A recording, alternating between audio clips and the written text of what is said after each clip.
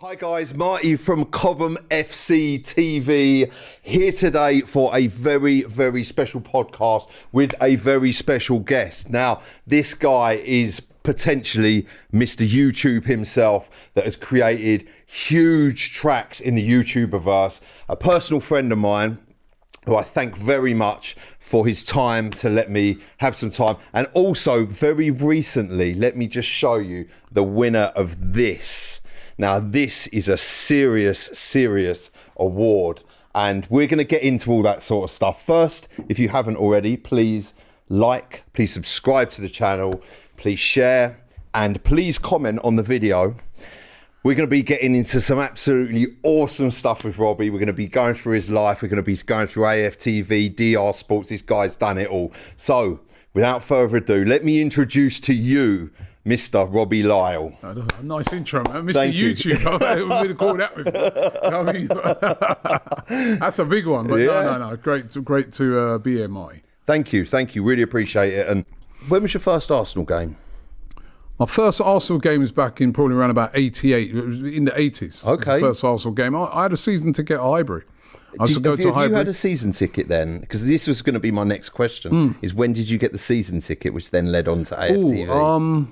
I don't know the exact year I got the season ticket, but I used to go at first. So I didn't have a season because I was doing music, so I couldn't always go. I'd go to as many games as I could get to, but because of the music, like it might be like I've got a Saturday where I've got a show in Birmingham or Nottingham or something like that, so I couldn't, there's no way I could go to the game and then get away to, But I used to go to a lot of games. Still went to a lot of games, and and then I've eventually got the season ticket. And I remember I used to go with there's a guy who does a boxing channel. Okay. Called Coogan Cassius, right? Yeah. So me and him had a season ticket together. We used to go to games together. Okay. At Highbury. And I always remember like the last game at Highbury, he goes to me, yeah, Robbie, guess what, man? He goes, I can get us in a box for the last game, for the very last game. When we beat Wigan 4-2. Yeah, we beat Wigan. He goes, imagine all these years, man, we just come here grafting like in the North Bank, man. He goes, I've got a ticket. He goes, I've got 2 tickets in a box. I go, yeah. That was my first time I'd ever been in a box in my life at Highbury. I was like, we went in there, I was like, yeah, this is like a different world, man. All these years we've been going there, you know what I mean? But I remember that game. We went down and then Henry scored a hat-trick, right? Yeah, it's brilliant. Unbelievable brilliant, game. Man. That's some great games there. That kit as well, that red colour. Do you know what game I was thinking about the other day, right? At Highbury. Do you remember when they did the game for Dennis Bergkamp? Yeah. And everybody wore orange and stuff like that. They had these orange T-shirts and stuff. I was thinking about that game the other day. Unbelievable. But yeah, I used to love Highbury. Highbury. What a stadium. Old school, close stadium where you're on. For me, it just had an aura. It had a vibe about it. It was completely different from anything else I've ever experienced. Sitting anywhere in the ground, the North Bank, the clock end, it just had such a great feel to it. Yeah. And I mean, when I was in the North Bank, it's funny enough, we was doing a podcast earlier and I was talking, Lee was saying that he used to sit in the clock end, that at one time the clock end didn't have no roof on it. Yeah. So he said he used to get wet. I remember when they were building it. Yeah. But I was in the North Bank, but I said to Lee, I remember sometimes in the North Bank, if you was right at the back and Arsenal were attacking, you had to duck down to be able to see down the other end. Yeah. Right, because of the way in which it dipped. Remember that? Yeah. So, and then I moved to the East Stand. Right, and then my season ticket, I moved around to the East Stand, and I remember I used to sit next to this Scottish guy. I always remember it. The guy he used to sit just in front of me. Yeah, and he used to come to a game. He used to come to a game every week with his wife. Yeah, and she never ever said anything. And he just sit there and moan about everything, right? And I always a few people like that. Yeah, he'd be turning around and goes, look at all. He always used to be. Imagine this guy now. Yeah. I always think to myself, imagine this guy now going to game, because he always be moaning about players like Thierry Henry and that. Oh, mate! And he used to turn around to his wife and goes, "Look at him, he's lazy. Thierry Henry's lazy. I know he's a great player, but look at him, he's just walking." I'm thinking, I think like this guy, Thierry Henry, he's the best player. Yeah, you know what I mean? And I always think to myself, if that guy, I hope he's still on this earth, right? I always think to myself, imagine him over the years at the Emirates, or what he'd be thinking of some of the players now. 2010 and all that, mate. When we were playing in the Europa League on a Thursday night against Ludogorets or whatever. Yeah, it's crazy. And do you know? I don't know if you've ever seen the video. There's a video that someone's got of me at Highbury. Go on. Right, in the crowd. That somebody, I don't know how this person found this, right? Wow. But it's like an old game. Yeah. That, they showed him old games on Sky. And they managed to locate me in the crowd. And I just can't believe it. It was, I'd heard it. So then we move on to, you're a surveyor, an AFTV. I've kind of heard the story, but again, a story that, I really want to hear a bit more about. So how did the idea for AFTV come about, and how did you make that transition? Because I've heard I've heard you say before that, you used to run around, you're doing your surveying job, and then you jump out the car, you have a high vis, and, you take it off and you do your bit. So let's, where did the idea come about? The idea come about because, it's a kind of combination of things. So Coogan, who spoke about earlier, who we used to go to Highbury together, he started a channel, his boxing channel called AFTV. As a matter of fact, when he first started, it weren't just boxing. He used to do like a lot of it was called I Film London. Okay. So he used to do a lot of filming around London, fashion shows, various different things. And I saw him doing stuff on YouTube. So I was like, oh, this YouTube thing's interesting. Because remember, YouTube's still quite new at that time, 5 odd years in probably. Yeah. So I thought, that's interesting. You can post videos up on YouTube. And then I just got this idea that I want to interview fans, but in video. Yeah. You know what I mean? And this, so I was like, this YouTube thing's pretty cool, because if I can do it and put it out on YouTube, you know what I mean, it should be able to get some traction. So that's where the idea came about. I actually originally wanted to team up with Coogan to do it, because he obviously knew all about filming, he knew about editing, he had a guy that filmed, so I didn't have a clue about filming, editing, nothing. Yeah, I bet he wishes he did now. So I was like, Coogan, team up with me, but he was so busy doing his thing that he just couldn't do it. So in the end, I just went away and I just said, stuff it, man, I'm just going to do it. And just got it started, linked up with a friend of mine who knew about filming and editing, and just got going, just got started. Did you ever imagine it would be as big as it is? No. Listen, you start something and you're ambitious that it's going to do well, it's going to be big, but I never ever thought there'd be as big as it is now, where you've got millions of followers and it's worldwide following and stuff like that. It's crazy. And some of the places I've been, some of the things I've done, I mean, it's just been... I think you've got about 1.75 million subs, which is insane. Yeah, over 1 billion views. There's videos that have had over... But that's just YouTube. A lot of times when people just... They talk about 1.7 million subs. That's just YouTube. But actually, the platform is way bigger than YouTube, because, we got Instagram, 1.5 million on Facebook. We got over 1 million on Instagram. We got approaching 1 million on TikTok. That will soon pass that. So across all the platforms that we use, and we got our app and everything, it's over 6 million. Yeah, that's crazy. It's insane sometimes. And when you said, billions of views, and that's just on our platform. When you don't even take into account how much of our stuff is taken and clicked up on other platforms. And the amount of, there's a guy, Terry Fleurs, does the Football Terrors, and he constantly, he makes a career out of interviewing the interviewers, and it's fascinating that. Yeah, you don't realise. The first times I used to just get spotted everywhere I went. I found it weird, and I used to be like, oh, what? People coming up to you, they want a picture, and I was thinking, oh, what's up with this, man? This has gone a bit insane. And then it clocked to me, like someone said to me one day, they go, Robbie, you do realise that, like, on your YouTube channel and all these channels, you over 20 million people are watching you every month. Yeah. Or watching your channel, and you're in a lot of the content. I was like, actually, that's a point. That's a point. You know what I mean? So no wonder people know who I am. You know what I mean? So no, I've been there myself outside the Emirates, literally trying to talk to you, and literally every 10 seconds someone's coming up. Can I have a picture? It's crazy. It's crazy. You all those things. When you set it up as well, you're not expecting none of that. Yeah. You know what I mean? Because you want it to be successful. You're not expecting all the amount of people that are going to know who you are and want pictures and all. Those things came as a surprise. So what were the biggest challenges you faced early on in AFTV? I think the biggest challenges initially were, financing it all. Because, you got to go to every game, you got to up and down the motorway, abroad, following up, because you want to keep the content consistent and being able to churn out the content consistently, especially when I was working at the same time. It was tough.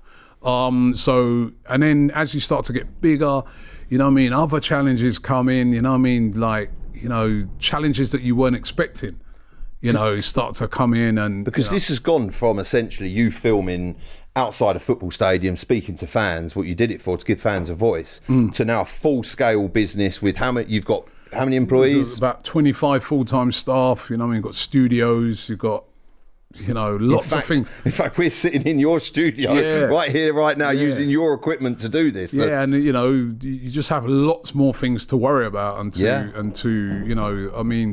I've not, since this morning I woke up, I have not stopped. I have not even been able to look on my computer to have a look at any emails or anything like that. It's just been non-stop all day today. But that's what it is like a lot of days. So mentally, and this is since you touched on this, I am always very interested in how people sort of set up and deal and cope with stuff. So when you get up, from the moment you get up for a typical day, how do you prepare yourself mentally? How do you focus? And also recently you've done a fantastic job with, your health, your weight loss, the journey that you've been on, which I've seen and witnessed, which is phenomenal. What is there any routines or anything specific that you do of a day to keep you, locked in and sharp? Yeah, I mean, going to the gym's a good one, although I didn't go this morning, but going to the gym's a good one. Trying to eat, like you said, trying to eat healthy and be healthy is important because, you need the energy. Yeah. You need the energy throughout the day. Trying to get a good night's sleep is, even though I didn't last night, for some reason, I woke up at about 4:30 and I couldn't get back to sleep. It was a weird night, but I tried to get a good night's sleep. That's all important. And I think the main thing is, and I think this is important, if you're going to go into a business or you're going to go into something where it's going to take a lot of your time, you've got to enjoy it. Yeah. And I absolutely love what I do. So because I love what I do, it's nothing for me to put in those additional hours. Yeah. You know what I mean? So I think you've got to be passionate about what you're going to take up. Yeah. If it's going to be a business or if it's going to be something that is quite intense. If you love it, even though it is intense, it don't seem intense. Yeah. Because you're enjoying every minute. So I've enjoyed every minute of today. You know what I mean? We just done a great interview just before this, with ex-football agent. I've been doing shows all day with other creators that I absolutely love doing stuff with. So, and then I've got to go to a function after this, which, I'll enjoy being at that function. You know what I mean? So if you've got a passion for something, it's all right. A footballer, for instance, they got a train or a boxer or someone. Yep. But these guys, they enjoy what they do. They love what they do. So it's not like working. Yeah, so they'll, even though the training for, say, a boxer, for instance, right, is really, really tough. Every time I've spoken to a boxer, I said, don't you find, you got to go to the gym twice a day and, someone's punching you up and sparring. They go, I love it.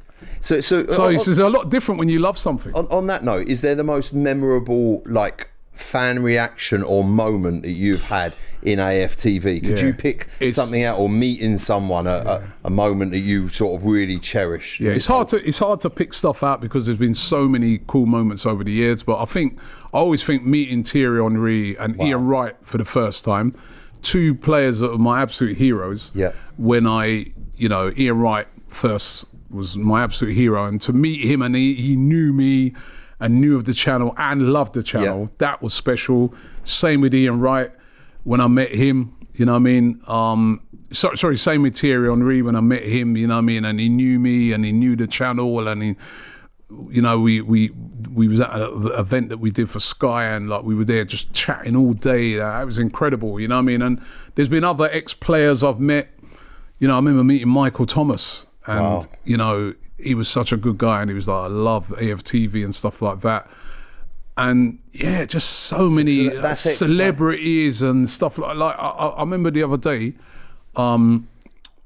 you were saying it earlier about the awards, and I won that award, and then I was just sort of going through my people had sent me a load of messages, and I was going through my phone, and it was a nice voice note from Ashley Waters. Yeah. Wow. And I was just listening to that. I was saying, oh, that's nice that you sent me that, right? And then my daughter goes to me, she goes, Dad, man, that's the guy who's just been in that adolescence. Huge. She goes, you know everybody, don't you? I was just not even clocking it. I was going, yeah, actually he's a big actor, you know what I mean? So you meet so many cool people on this journey. Yeah. You know, it's good. It's really good. So on that note, let's talk a bit about this, the Sports Journalism Award, okay, which is an absolutely phenomenal achievement when you think about being outside stadiums, interviewing fans, and I've seen the journey of AFTV, and then obviously DR Sports as well. You've added that into the mix, and then now you're sitting here up against, I'd say up against some big hitters, but clearly you are the big hitter.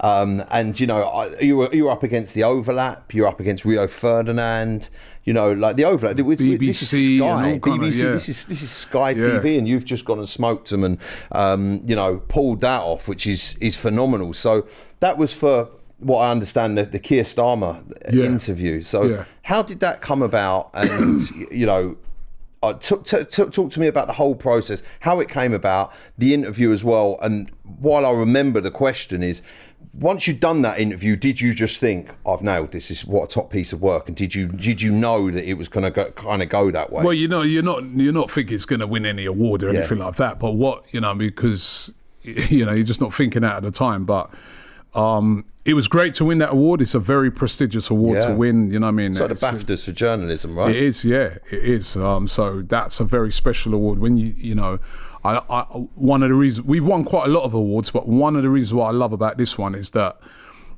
it shows how far we've come. You know what I mean? Like, you know, when back in the day when, you know, I have to be real, like a lot of the sort of established media, I think they look down their nose at us. Yeah. And thought, what's these lot, rabble or whatever. Yeah. And to be in that room and to lift that award was really, really special.